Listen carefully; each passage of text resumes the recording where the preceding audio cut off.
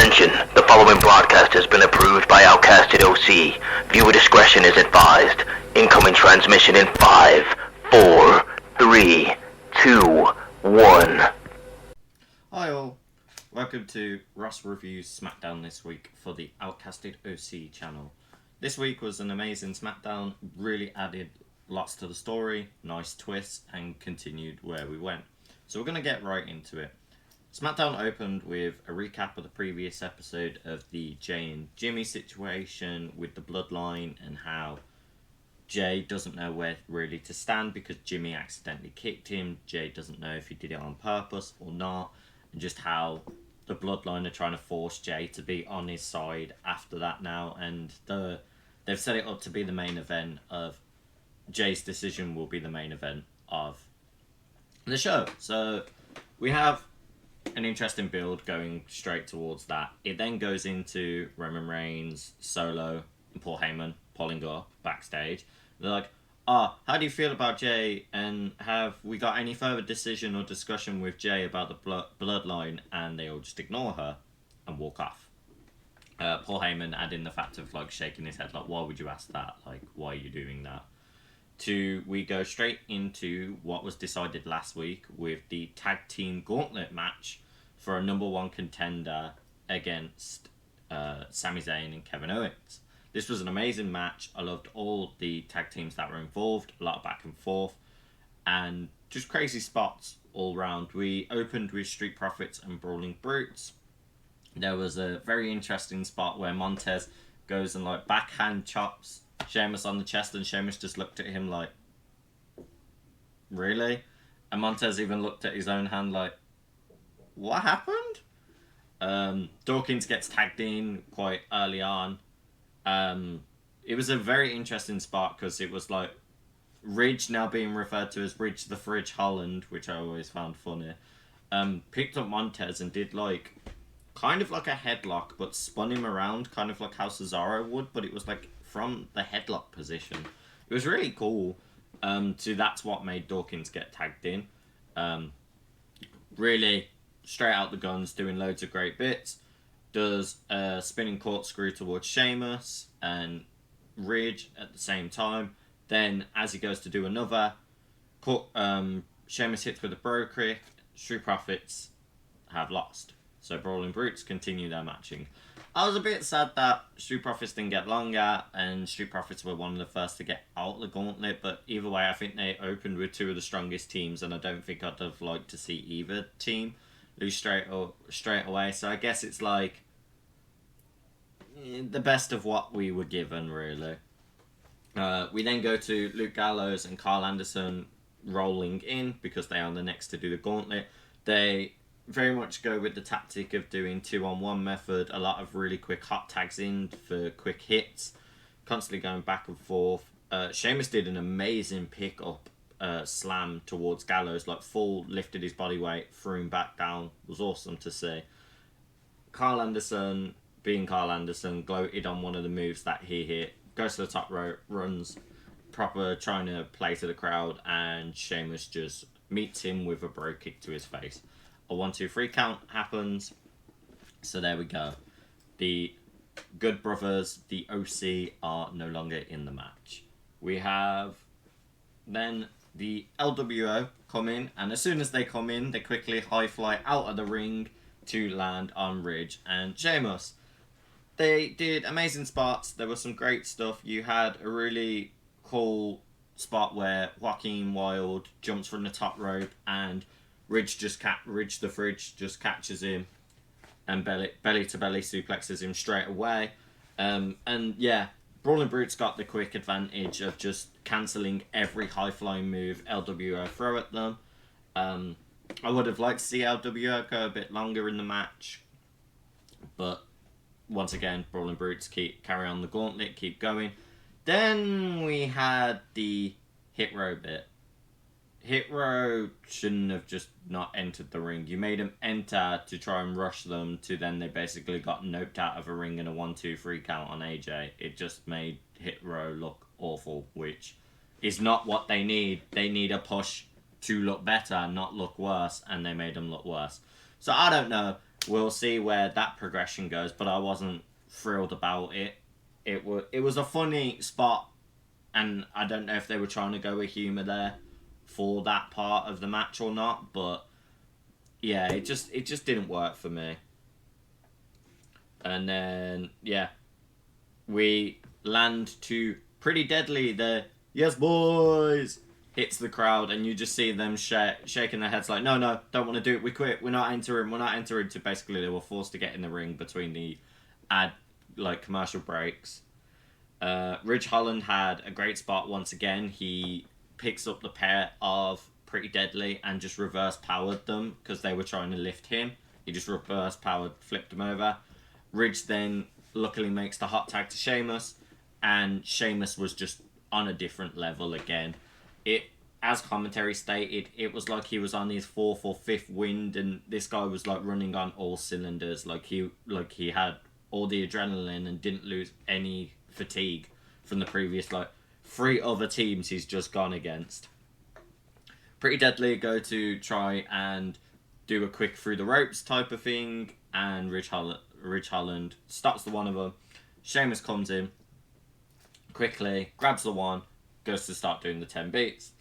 Then we have quickly, oh no, stop, don't hit my tag team member, to the pair of them, and then picked up, and we go boom, boom, boom, constant hits. I think it was a total of 30, and then I think it was Elton Prince that snuck the tag in. I could be wrong on that.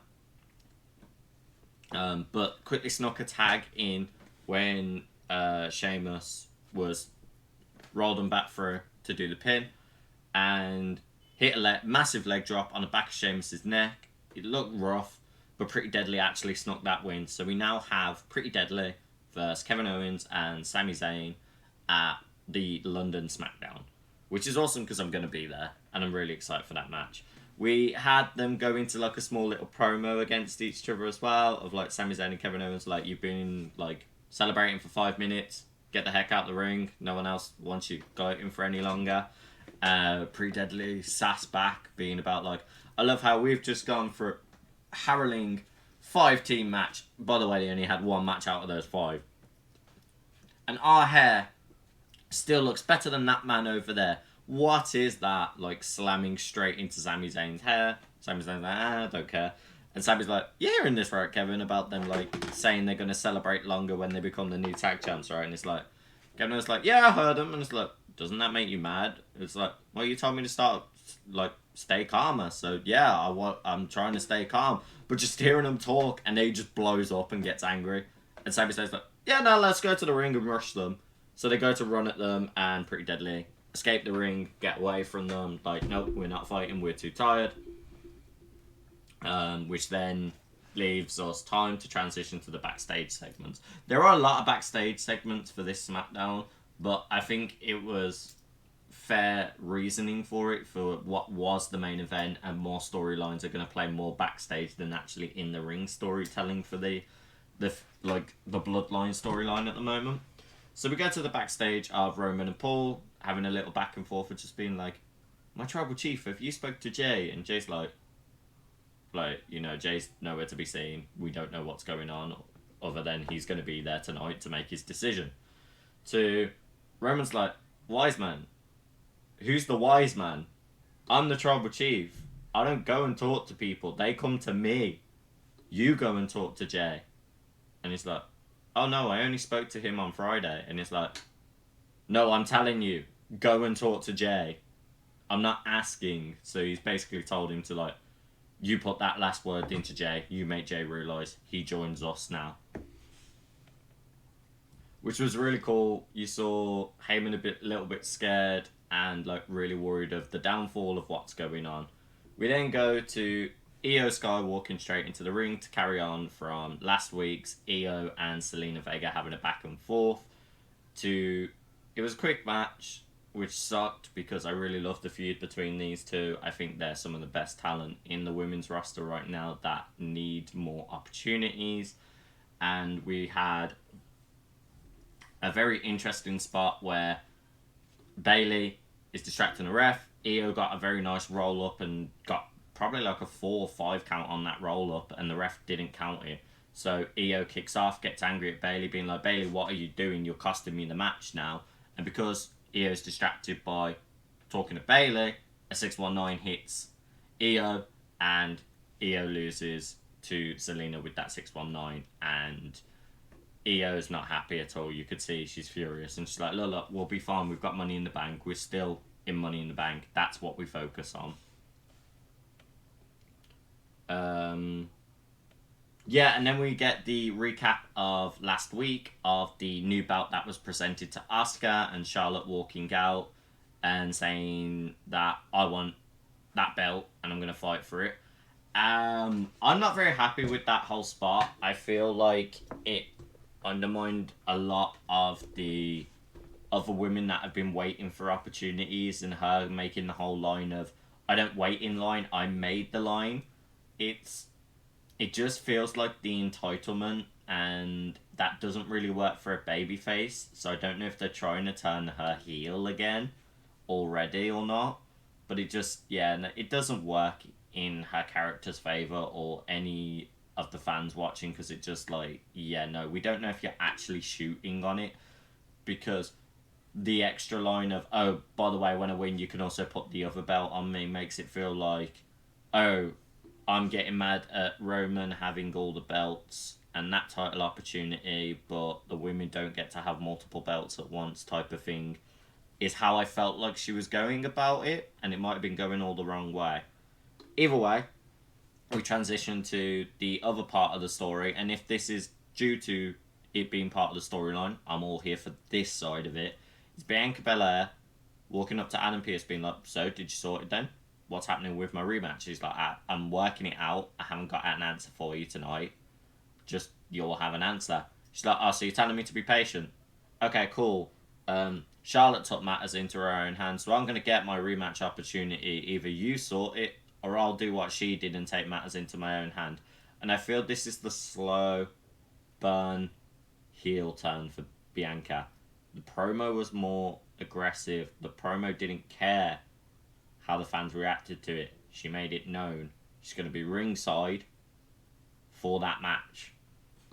And this was all on the Grayson Waller effect show, like Grayson Waller going back and forth, talking with Charlotte, being like, oh, do you want to be the 15-time champion? She's like, yeah, 15th, 16th.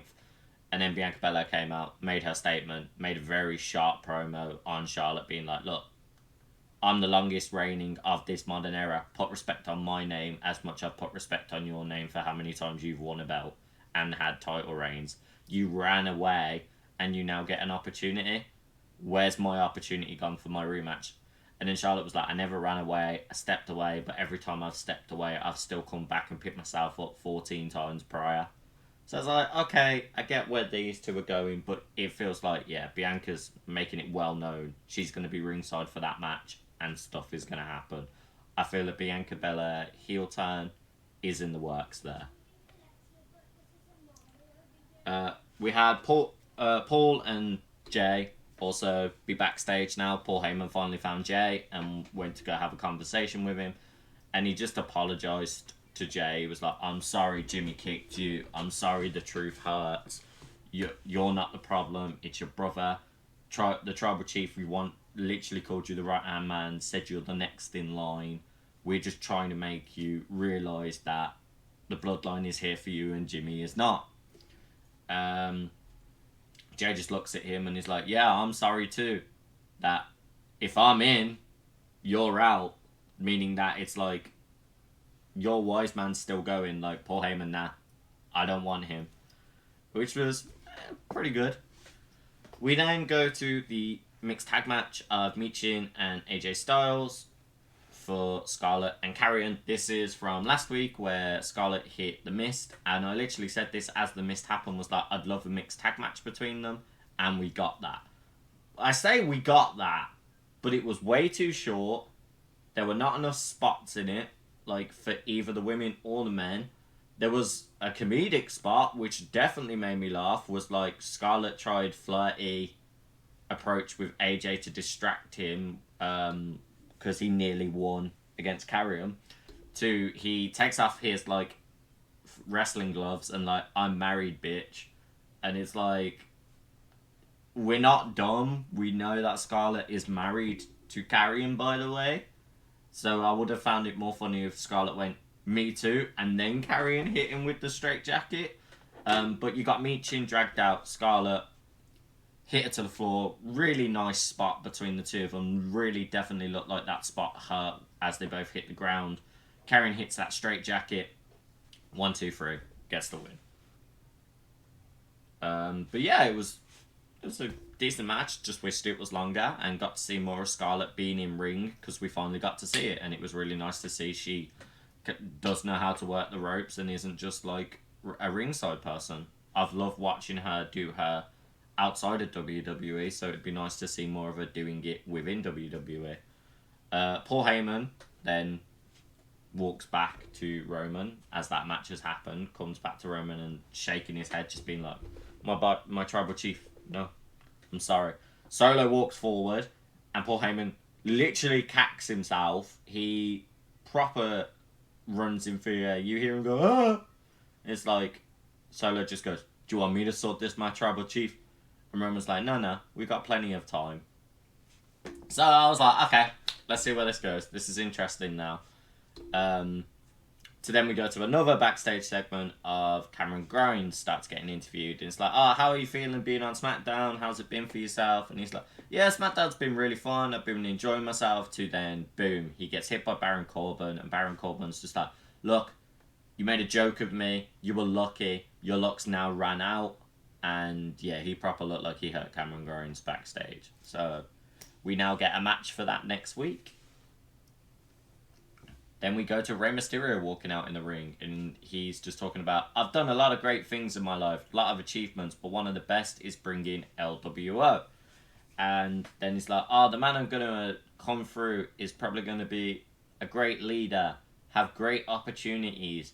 And I was like, are they teasing a new member of LWO? Like, who have they signed? Who's joining? And then I realised, oh no, it's to hype up Santos Escobar doing the Money in the Bank match. So yeah, Santos Escobar walks out, does a promo about like, timing means everything, and I've luckily landed these opportunities and these timing, it all works in my favour. Thanked Rey Mysterio, says like, you're an inspiration, you're like a driving force. I'm not just fighting in Money in the Bank just for me, I'm fighting for my familia, I'm fighting for like the whole locker room, everyone that's ever had a dream. I'm fighting for all of Mexico. And it was just really nice how he spoke that way about it and like Lucha Libre wrestling. And we then quickly have the cut through of LA Knight interrupt him, walk into the ring because Santos Escobar and LA Knight do have a match against each other. To LA Knight quickly socks Ray before the match starts, and that kicks off. Santos goes wild and double drop kicks LA Knight back out the ring. Rey Mysterio fixes his composure, gets out of the ring, and they start their fight. Pretty good match, a lot of back and forth, some interesting like kind of half takedowns, kind of submission style, but then Santos getting to do a lot of the high flow stuff, which was awesome. LA Knight tries to do the cheap tactic when he did the previous week of grabbing the rope and getting the free count. Ref kind of notices the two, so he lets go. Santos reverses it and gets a free count. LA Knight then proceeds to attack Santos after the match, making it very known like he was angry and attacking him. To Rey Mysterio comes out, helps, and LA Knight leaves. So that's pretty good. We then land on the main event of the night, and this main event was wild because we've got Jay walking down, and just before Jay goes and meets everyone, Sami Zayn is sat there. He just looks at him and just gives him a nod of, I know what you'll do. And it was nice to see that. So Jay walking down, and then Roman comes out. I found this a bit weird that Roman has walked out with his brand new belt, but Paul Heyman and like Solo's there, and Paul Heyman's holding both of the old belts while Roman's holding the new one. I was like, I thought the new one was to get rid of the old two, so it made it easier for Roman to just have the one. And I thought we were establishing that. Why is he still carrying out the previous two? It was weird as anything. I'm just like, okay. we'll go with that. And then takes a long time for them to walk down the ring, obviously, as we do. Roman does his usual stick of whatever town, country they're in, and shouts the acknowledge me. I was waiting for him to do a bit of a promo after, but no.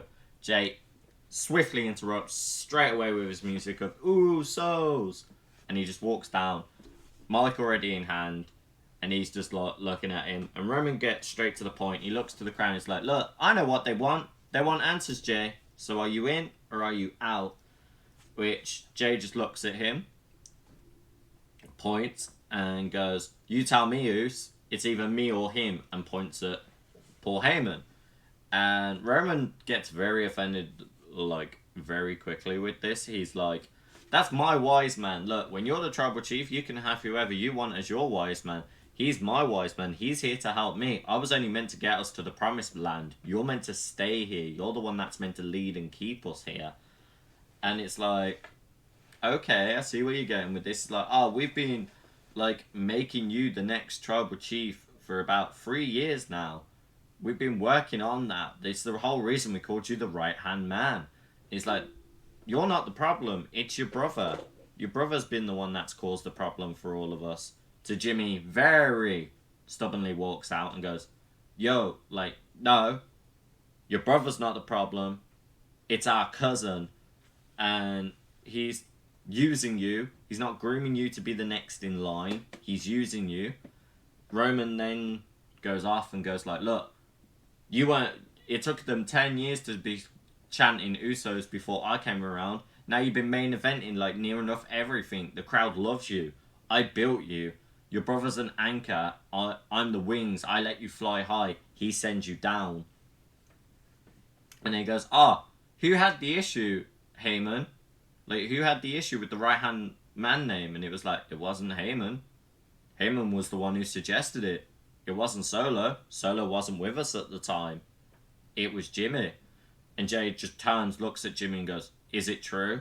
And he gets really, really angry about this. Like, you can see the anger coming. And I was like, here we go. Jay's going to go back to the bloodline. Jimmy's going to have to do this all solo. And, like, not have a team backing him. He's going to constantly get beat up by the bloodline. And Jay goes back and forth like, this whole time we've been fighting Roman, but actually I've been trying to catch up with you. Like, you know, prom prince, prom king, freaking, like, best player, all of this, like, one of the strongest there. And it was like, it was a blessing in disguise. You got injured and I stepped up. I got to main event. I main evented Smackdowns. I main evented pay-per-views. And I got the opportunity. And he was like, you know what? You're out of the bloodline. But I am too.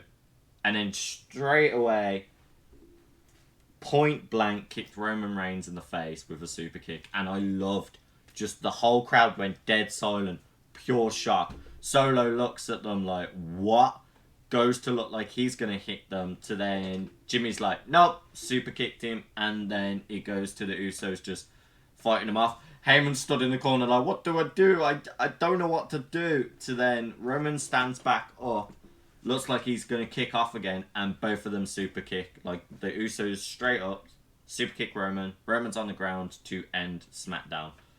Honestly, like, so many backstage segments happened this episode where I was like, it kind of deterred me away from the wrestling, but when we got to that, like, finishing part and that main event story and just the turn of Jay joining Jimmy again and just, like, baiting the whole of the bloodline and getting that kick straight into Roman, I thought that was perfection. One of the best, like, crazy will they, won't they moments in wrestling for a long time, and people are going to be talking about that spot for a while. So I'm very excited to see where else it goes.